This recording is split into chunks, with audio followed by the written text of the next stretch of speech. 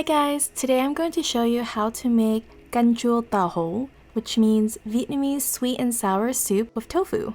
Growing up, my mom made this soup quite often, and it's actually one of my favorite soups.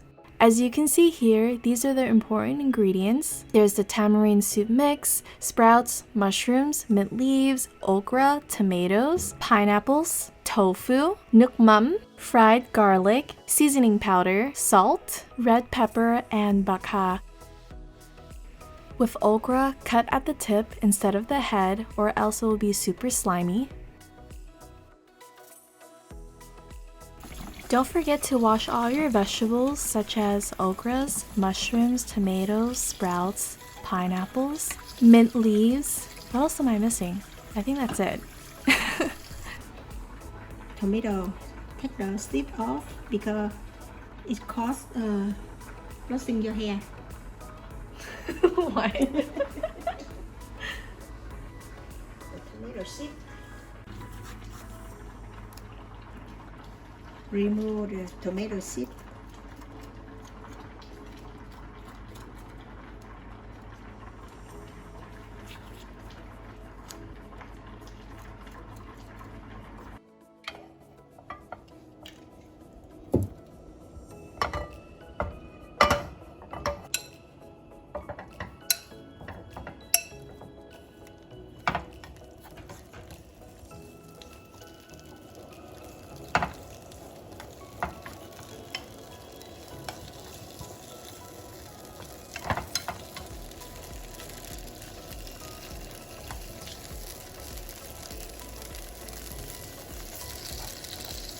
Và xào cái cà để nó ra ra.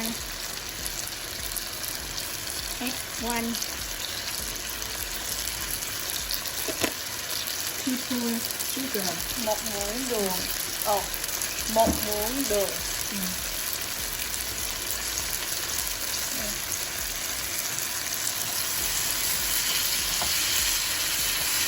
Khi cái tomato nó thơm cái khá là nó còn tomato khá là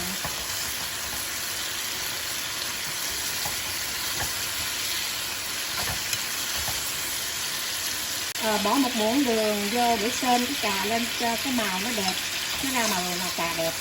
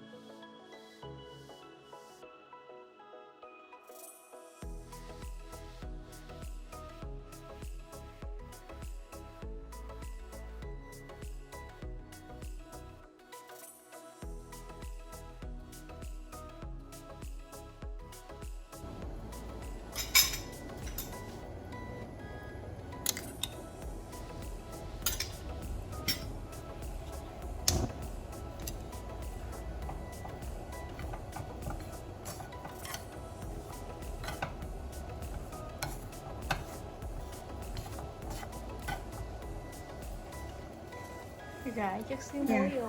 One quarter. Một chút xíu muối.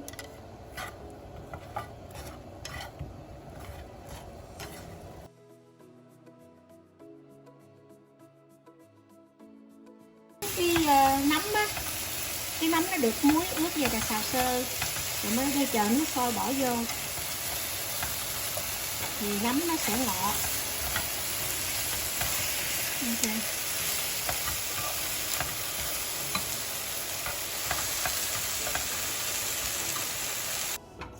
Đổ 2 cái hạt nước này.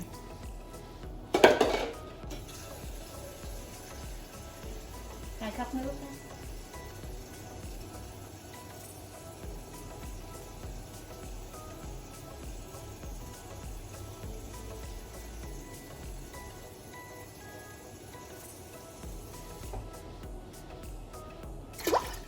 Rồi, 2 cốc nước. Bóc sugar ha, bỏ một cục đường phèn.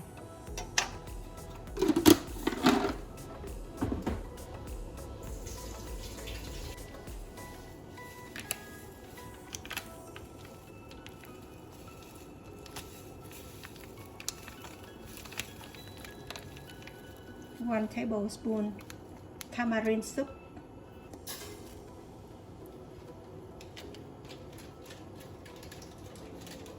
1 teaspoon seasoning powder.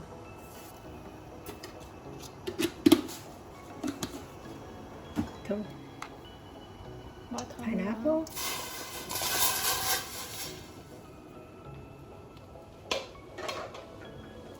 And tomato.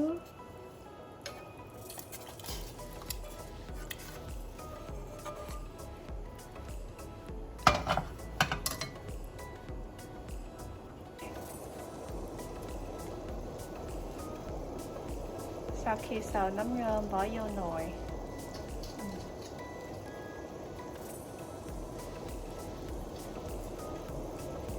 Sốt nè.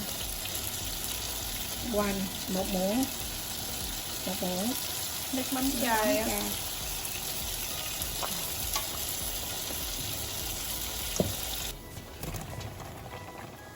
Cái này là một dĩa đậu. Bỏ hết rồi bắt thôi.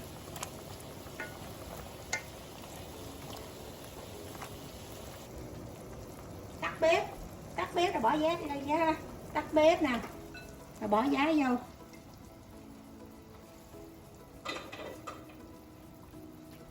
Bỏ giá vô.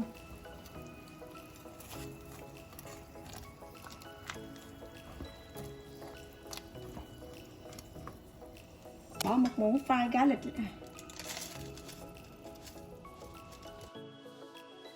Tỏi. Tỏi chiên.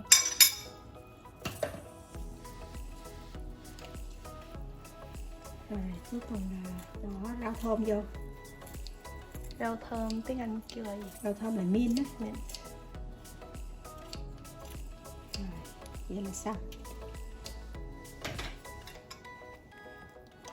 Cái chén nhỏ.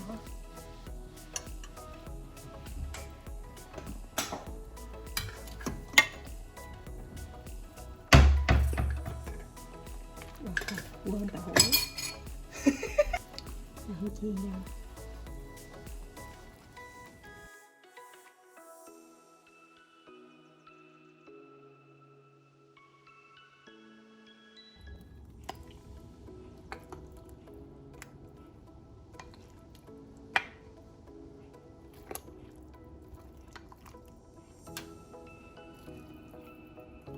Ly canh chua nấu nửa tiếng xong hả? Rất là mau. Wow.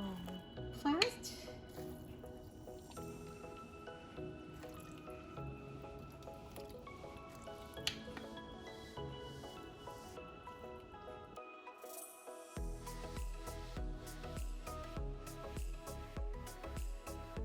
Thank yous for watching, guys. Don't forget to like, subscribe, and drop a comment down below to let me know what you guys think.